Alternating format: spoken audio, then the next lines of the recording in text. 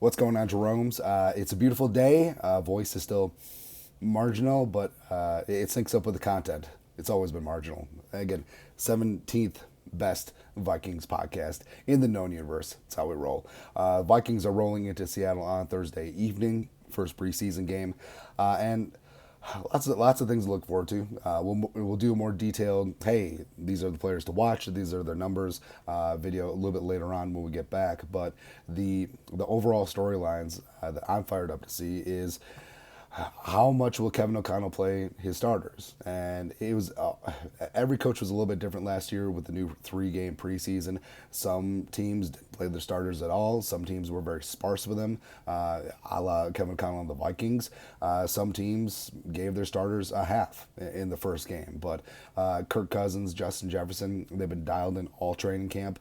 How is the first team offensive line going to look? Will Brian O'Neill get some preseason reps at all, or are they just going to hold them out for week one?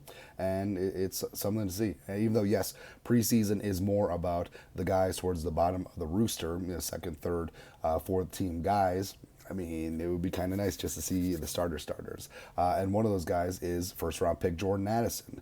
Now, Kevin O'Connell has said that JA3 is going to be getting some reps in the first preseason game. And I think it's going to be a spot where he gets a series or two, shows off the separation and catching ability that he's been blowing up all training camp. This is sort of a fun matchup of the first round picks, Seattle with Jackson Smith and Jigba, as well as Addison for the Vikings. And I think he's silky smooth. I think that he's going to make a statement for fans where this may be the only preseason action that he sees, but I think that he's going to leave an impression leading into the regular season. Also, I want to see rookie fifth-round pick Jaron Hall. Now, Hall's had his ups and downs at training camp, but there's a lot to like. And I think that if he can get it done in preseason over these 3 games, he's going to get a lot of work since Kirk probably isn't going to play a ton, and the Vikings only have 3 quarterbacks on the rooster, so he and Mullins are going to be splitting up a lot of preseason snaps. I think that Jaron Hall has a prime opportunity, maybe not stealing the quarterback 2 job this year, but really cementing himself a place next year. And who knows if Kirk's going to be back? Who knows if he is? But he could certainly solidify himself a spot in the future.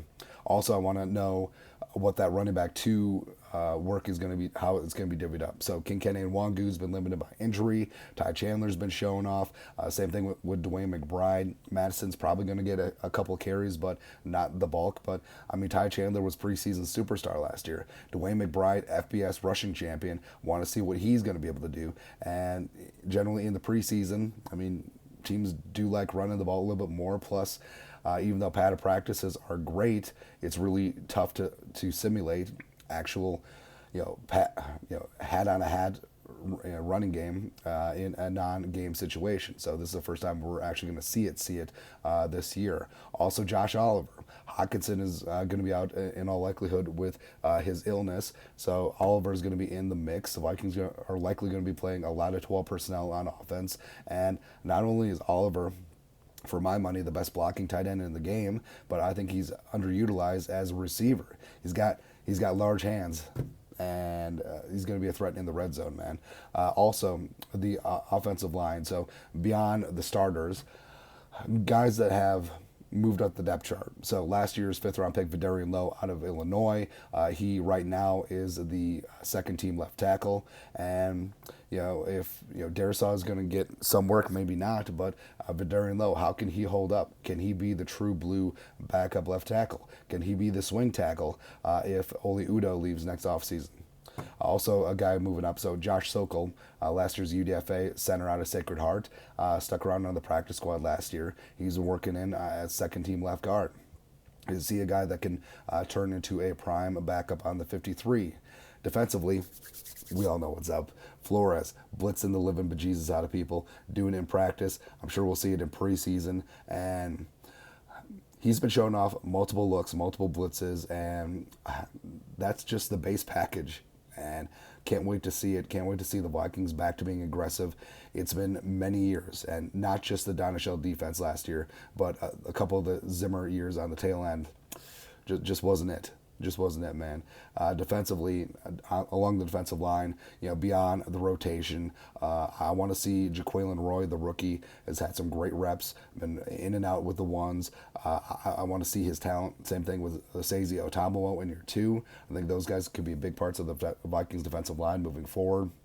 And then, of course, yes, Mr. Mankato himself, Ivan Pace Jr., already working with the ones. I'm sure he's going to get a ton of run in these preseason games. And I think that he's going to be a guy that captures the hearts and the minds of Vikings fans.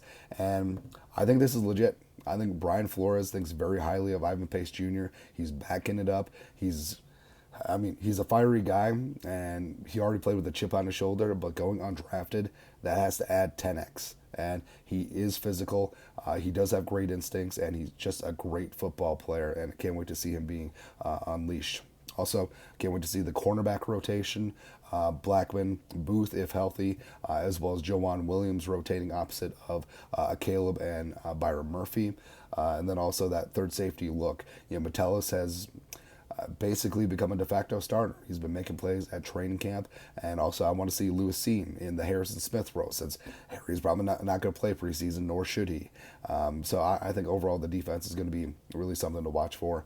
Then lastly, the kicking competition.